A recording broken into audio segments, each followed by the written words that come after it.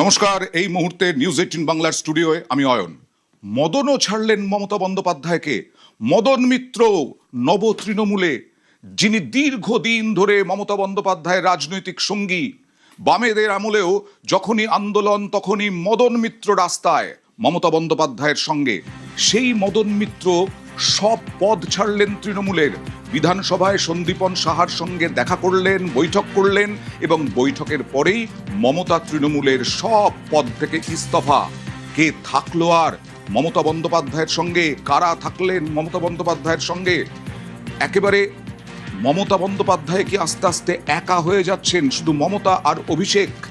মদন মিত্র, যে মদন মিত্রকে আমরা মেঠো রাজনীতিতে, রাস্তার রাজনীতিতে দীর্ঘদিন ধরে দেখেছি, পালাবদলের পর পরিবহন মন্ত্রীর দায়িত্বও পালন করেছেন। মদন মিত্র কামারহাটির বিধায়ক। মদন মিত্র তিনি সব সময় মমতা বন্দ্যোপাধ্যায়ের সঙ্গী। তারপরে মদন মিত্র কালারফুল যে রাজনৈতিক চরিত্র, সেটাও দেখেছি আমরা।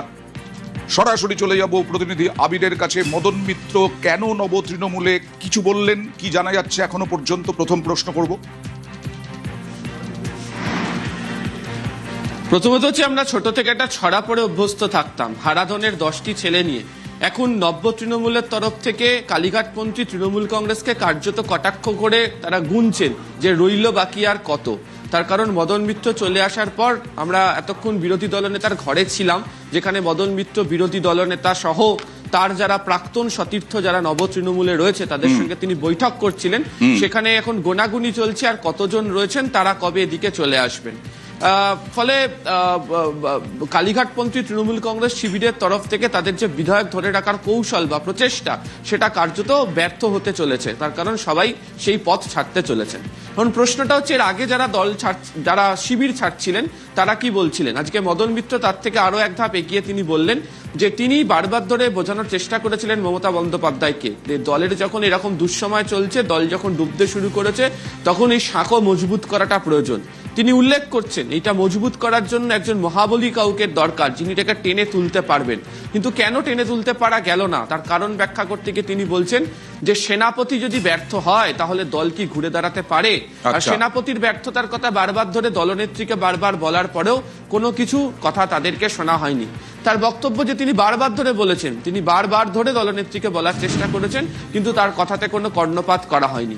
তিনি উল্লেখ করছেন যে আইপ্যাক যেমন একটা গোলমেলে ব্যাপার ছিল, একই সঙ্গে হচ্ছে সেনাপতি দিয়ে সংগঠন চালানোর ক্ষেত্রে একটা গোলমেলে ব্যাপার তৈরি হয়েছিল।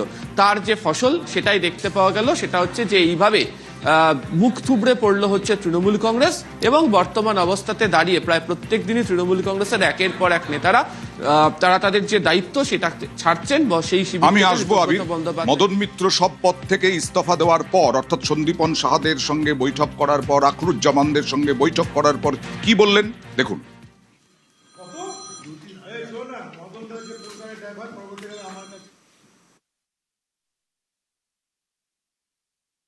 আমি মমতা বন্দ্যোপাধ্যায়ের তাকে সম্মান জানিয়ে, তাকে ধন্যবাদ জানিয়ে, এবং দীর্ঘদিন তিনি আমাদের পাশে থেকেছেন, আমরাও চেষ্টা করেছি কম বেশি করার।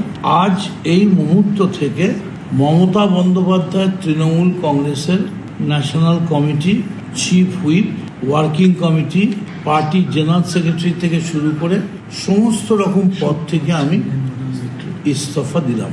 আমি তৃণমূলে ছিলাম, তৃণমূলেই রইলাম, শুধু আমি এই ঘর থেকে ওই ঘরে গেলাম। এই ঘর থেকে ওই ঘরে যাওয়ার প্রয়োজনীয়তা হলো কেন, কি বলছেন মদন মিত্র? আবিরের সঙ্গে কথা বলার চেষ্টা করব, কারণ আবির, এই মমতা তৃণমূল বারবার বলার চেষ্টা করছে এরা যারা নব তৃণমূল তারা পার্টি ফান্ডের টাকা থেকেই বিধায়ক হয়েছেন, আইপ্যাকের কৌশলেই তারা রাজনীতি করেছেন।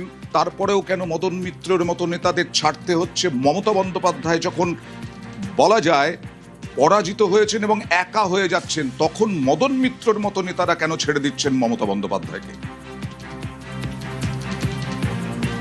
প্রথমত একটা প্রশ্ন বিরোধী শিবিরের ক্ষেত্রে আরো একবার ঘোরাফেরা করছে, সেটা হচ্ছে একজন বা দুজন বড়জোর 10 জন 15 জন সম্পর্কে বলতে পারা যায় যে তারা তাদের নিজেদের রাজনৈতিক স্বার্থ চরিতার্থ করার জন্য তারা ছেড়ে যাচ্ছেন।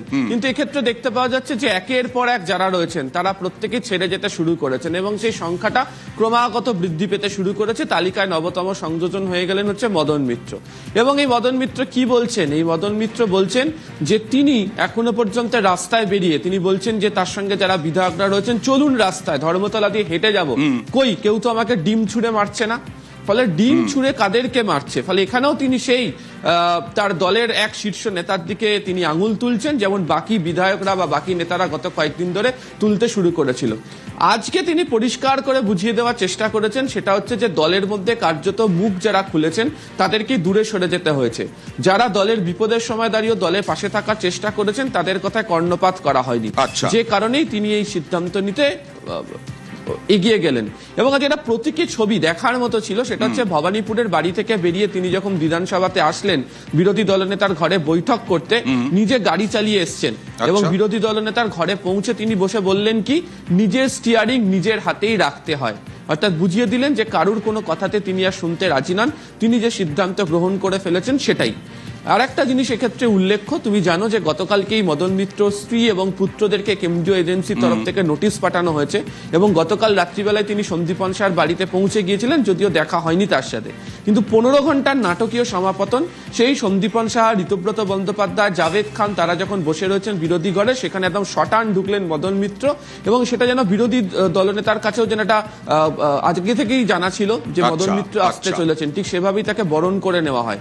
এবং সেখানেই বসে মদন মিত্রের বক্তব্য হচ্ছে যে তিনি কারুর ভয়ে এখানে আসেননি, তিনি মনে করছেন যে রাজনীতি জানা ছিল, এমন ভাবেই তিনি এসেছেন এবং নিজে গাড়ি চালিয়ে এলেন বিধানসভায়, ঢুকে গেলেন বিরোধী দলনেতার ঘরে।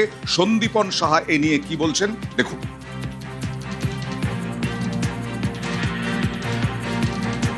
মদন মিত্র কালকে হঠাৎ করে আমার বাড়িতে আসে, আমি তখন বাড়িতে ছিলাম না। আমার পিতার সাথে কথা বলেন এবং পিতার ফোন থেকে আমার সাথে কথা বলেন। উনি আমার সাথে একবার কথা বলতে চাইছেন সাক্ষাতে। উনি এসেছিলেন কথা বলতে, কি কথা বলতে চান সেটা ওনার সাথে কথা না বললে আমিও তো বুঝতে পারবো না যে উনি কি কথা বলতে চান। মমতাকেও ছাড়লেন মদন মিত্র, মমতাকে ছাড়লেন আরো অনেক বিধায়ক। নব তৃণমূল বিধানসভায় আরো শক্তিশালী হলো, এখন কি আরো অনেকটা নিশ্চিন্ত আবির? একেবারেই তাই। এবং এই তৃণমূল শিবির যথেষ্ট স্বস্তির মধ্যে এবং তাদের বক্তব্য হচ্ছে তারা এখনো ধরে রেখেছেন যদি আগামী দিনে ফ্লোর টেস্টে যেতে হয় তাহলে তো সংখ্যার প্রয়োজন পড়বে এবং যেভাবে তাদের দিকে ক্রমাগত পাল্লা ভারী হতে শুরু করেছে, এই সংখ্যার যে আধিক্য যেভাবে বাড়তে শুরু করেছে সেটা তাদের কাছে ভীষণ রকমভাবে স্বস্তি দিয়ে রাখছে। দ্বিতীয়ত হচ্ছে তারা যখন প্রথম কয়েকজন ঋতব্রত, সন্দীপন, পরে ধাপে ধাপে 10 জন 12 জন তারা যখন এই প্রসঙ্গে মুখ খুলতে শুরু করেন, যখন কথা বলেন, তখন কি বলা হচ্ছিল যে এরা বোধহয় কোনো নিজেদের স্বার্থ রক্ষার জন্য কথা বলছেন। কিন্তু তোমাকে কিছুক্ষণ আগে আমি বলছিলাম যে 5 জন 10 জন 15 জন নয়, একের পর এক নেতা বেরিয়ে আসছেন এবং যে ধরনের অভিযোগ একই সুরে করছেন তাতে বেরিয়েও ঋতব্রত, সন্দীপনরা বলছেন যে তারা প্রথম দিকে যে ধরনের কথা বলেছিলেন তাদের সেই কথাই যে আসলে সত্যি।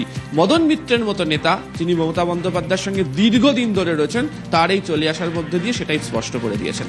আমি আসবো তোমার কাছে, তবে ঋতব্রত বন্দ্যোপাধ্যায় বিরোধী দলনেতা তিনি কি বলছেন দেখা যাক।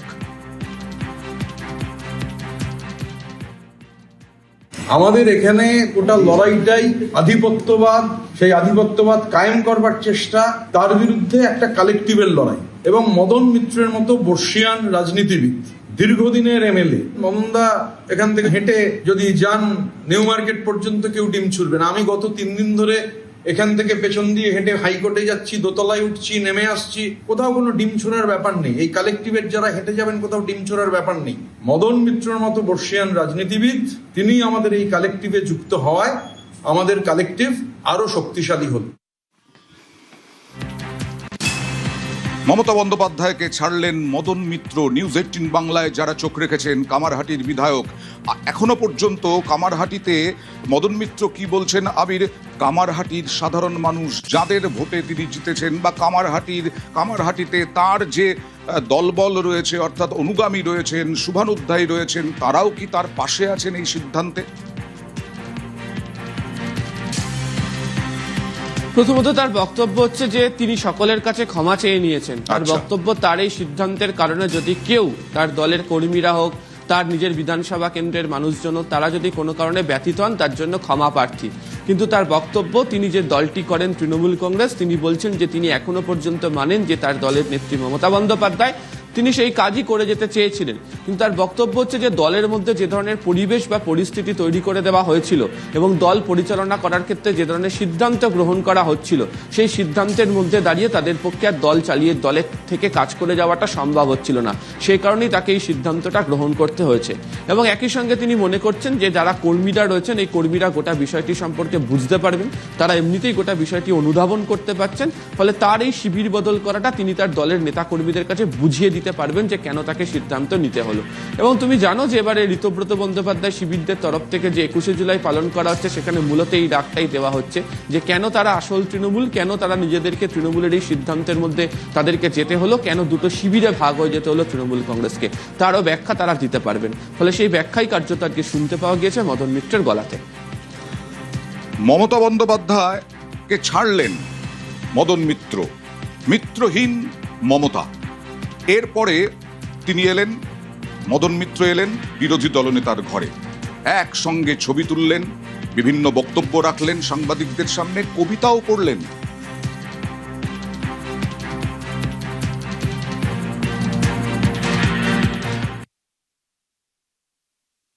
জীবন মরণ সাঁকোর সামনে, বয়স এখন দাঁড়িয়ে।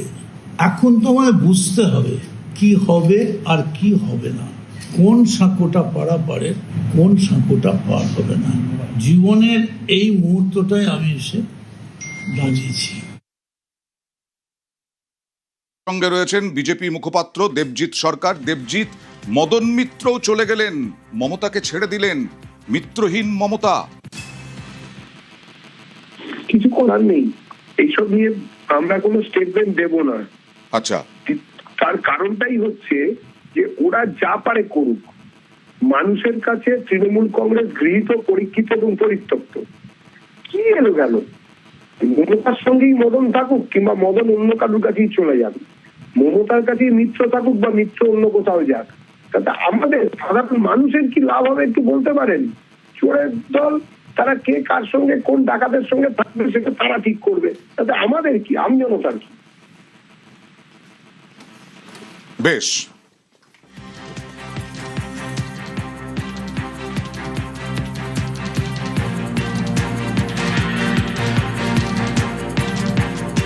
মদন মিত্র তা দীর্ঘদিনের রাজনৈতিক সঙ্গী, রাস্তায় আন্দোলনে যখনই দেখা গেছে বাম আমলেও, সেই সময়ও মদন মিত্র মমতা বন্দ্যোপাধ্যায়ের পাশে।